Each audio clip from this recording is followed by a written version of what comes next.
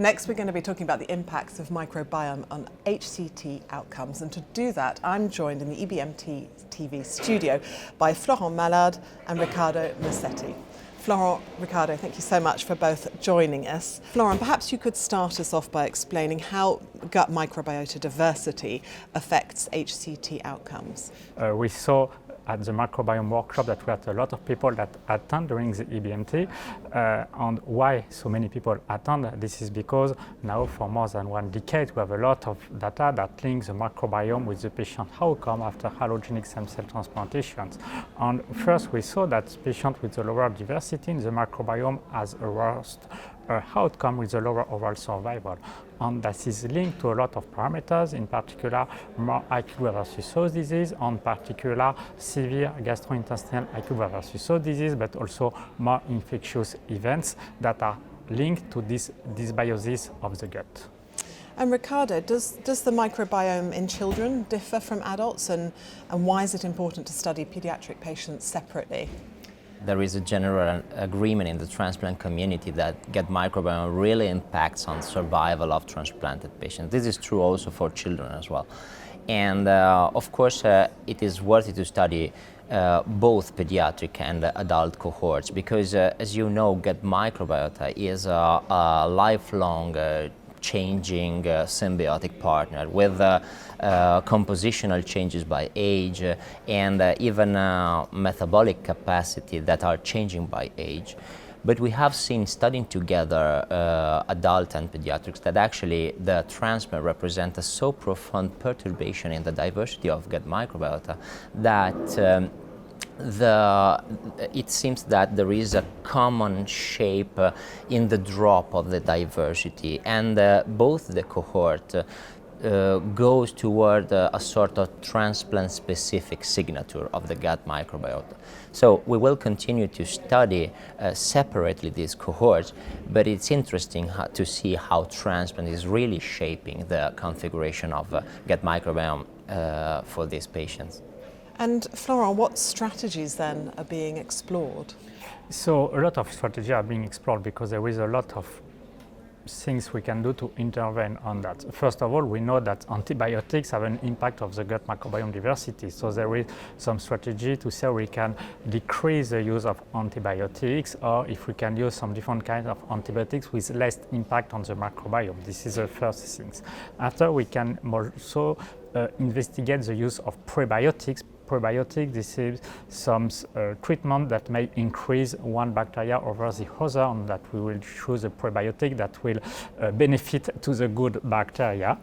So this is also investigate. There is also the probiotics. So far there is no data that establish that given a single bacteria can be effective, but we are more moving using some consortium of bacteria that can be effective, or using a whole bacteria product that is an FMT product, fecal microbiota transfer, when we give some feces from healthy donors of a pool of healthy donors to restore the microbiome diversity. On the last step, maybe that we can use the postbiotic. So the postbiotic, this is what is produced by the bacteria that may be beneficial, on in particular short-chain fatty acid, but the issue with the postbiotics is that it's very difficult to give enough of them. So far there is not a lot of investigation because it's very difficult, and people focus now on the probiotics, the FMTs, the antibiotics. On the last things I forgot to say, this is the diet, because of course the microbiome depends a lot of what we are eating, and if we can have some diet intervention, it can be also beneficial for the microbiota. Riccardo, would you like to add anything to that on interventions that could help protect patients? This will be also the scenario of development of fecal microbiota transplantation for children. We are running a trial for both indication, MDR eradication and steroid refractory acute GVHD, and we really hope for very promising results in the future. And how close, Florent, then are we to using these microbiome-based approaches? So in fact, we are already using it because, as Riccardo says, there is some clinical trials that are ongoing. We already run a clinical trial that for patients to treat GI acute graft-versus-host disease that are resistant to steroid, that are resistant to ruxolitinib. This is well-approved treatment, but when we fail steroid, when we fail ruxolitinib, we don't have any approved treatment now. So we use FMT using a consortium of bacteria that is a pool product of several donors that is called March 13 that we use to treat.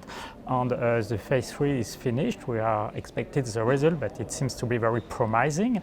And maybe we may have an approval for a microbiota therapeutic product to treat steroid refractory acute graft-versus-host disease. So we are very, very, very close, in fact, but this is for the treatment. Now we should see if we can prevent. And for the prevention, we are less advanced. We have ongoing clinical trials, but we are still at the stage of the clinical trials.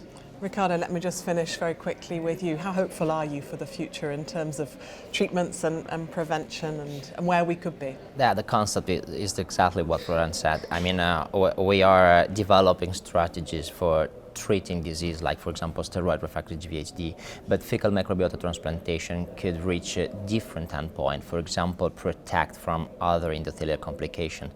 And in general, the concept is that if we want to maintain eubiosis during transplant, we know that it's going to be a transplant with less complications. So if we could anticipate the strategies, this could render really the transplant much more safe for our patient. And we hope so for the future. Florent, Riccardo, thank you so much for coming to join us on EBMT TV. Thank you. Thank you.